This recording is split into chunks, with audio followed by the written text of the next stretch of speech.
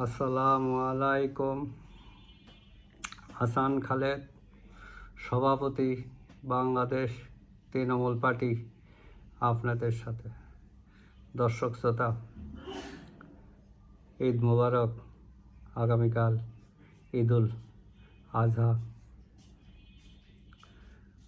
মোটামুটি ঢাকা শহর খালি হয়ে গেছে, সবাই বাড়িতে ফিরে গেছে স্বজনদের সাথে ঈদ উদযাপন করার জন্য। এই ঈদে তো আনন্দের কিছু নাই, কাজেই এত ঝুঁকি নিয়ে স্বজনদের কাছে না গেলেও অসুবিধা ছিল না। এই ঈদটা হলো ত্যাগের, স্যাক্রিফাইস করতে হবে নিজেকে। তো তাহলে এখন এই যে আমরা কুরবানি দেই, এটা তো আসলে স্যাক্রিফাইস হয় না, ঘুষের টাকায় কুরবানি। ম্যাক্সিমাম বড় বড় গরুগুলো যেগুলো কেনা হচ্ছে, এই যে মন্ত্রীরা মেলা গরু কিনতেছে, এগুলো ঘুষের টাকায়।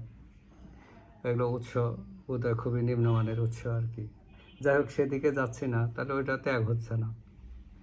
তাহলে ত্যাগ কোনটা? এখন বাংলাদেশে সব থেকে বড় সমস্যাটা হলো মিথ্যাচার। তা আমার মনে হয় এইবারে সকল মিথ্যুকে পণ করা দরকার। আমরা মিথ্যাকে কুরবানি দেব, আমরা আর কখনো মিথ্যা বলবো না। আজকে এটাই আমাদের শপথ, এইটাই হোক আমাদের কুরবানি। বিশেষ করে আমি দুইজন লোকের কথা আপনাদেরকে বলবো। একজন হলো স্বাস্থ্যমন্ত্রী, এর মিথ্যা কুরবানি দেওয়া একেবারেই ওয়াজিব না, একবার ফরজ হয়ে দাঁড়াইছে। আর একটা হলো বিদ্যুৎ মন্ত্রী টুকু। এই দুজন লোক, অন্যরা পরবর্তী সময় কখনো মিথ্যাকে কুরবানি দিলে অসুবিধা হবে না, কিন্তু এই দুজনের একেবারে মিথ্যাকে কুরবানি দেওয়া একেবারে অবশ্যম্ভাবী হয়ে গেছে। জাতি খুব রক্ষা পায়। নিজেদের এই দুইটা লোক নিজেদের অযোগ্যতা ঢাকার জন্য র্যান্ডম মিথ্যাচার করে যাচ্ছে, র্যান্ডম।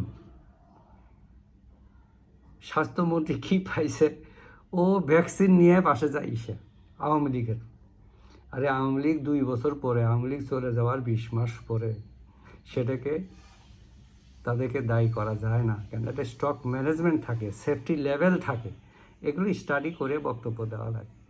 আর ইকবাল টুকু 2001 থেকে 2006 সুপার ফ্লপ। ওর বিদায়ের সময় 4000 মেগাওয়াট বিদ্যুৎ ছিল, আর এখন 34,000 মেগাওয়াট বিদ্যুৎ। হিসেব মিলাবো কেমনে? সে তো সাগরে হাবুডুবু খাচ্ছে, আমি শিখছি আপনি 2-এর ঘরের নামাতা, আমি এখন 9-এর ঘরে নামাতা, আমারে কেমনে বলাবেন? এটা কি সম্ভব? এ তো সম্ভব না, আগে তোমার শিখাইতে হবে। তো এই হলো অবস্থা। তো এখন যা দেখা যায়, আগামীকাল ঈদ, আসেন আমরা সবাই এই মিথ্যাকে বিসর্জন দেই, এই মিথ্যাকে কুরবানি দিই। তাহলে নিজেও উপকৃত হব এবং এই জাতীয় বাঁচবে।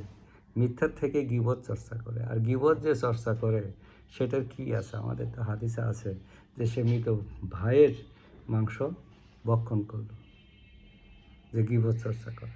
কত বড় একটা নিকৃষ্ট কাজ।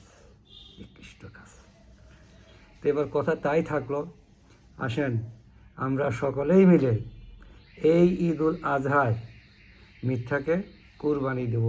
কালকে থেকে আমরা আর কোনো মিথ্যা বলবো না। যত মিথ্যা আছে আজকে রাত 12টার মধ্যে মনের সুখে বলে শেষ করে ফেলি। সকলকে আবারও ঈদ মোবারক। খুব সতর্কতার সাথে ঈদ উদযাপন করেন। পশু জবাই তো আপনারা করবেনই, কুরবানি তো দিবেনই। সতর্ক, এখানে এই লোকজন দেখি মারাও গেছে গরুর আঘাতে। সতর্ক থাকবেন, বাচ্চাদেরকে সতর্ক রাখবেন। আর ঈদের পরে খুব সাবধানে কর্মস্থলে ফেরত আসুন। জীবনের মূল্য অনেক অনেক বেশি, যার যায় সেই বুঝে। যে যেখানেই থাকি সুস্থ থাকি, নিরাপদ থাকি।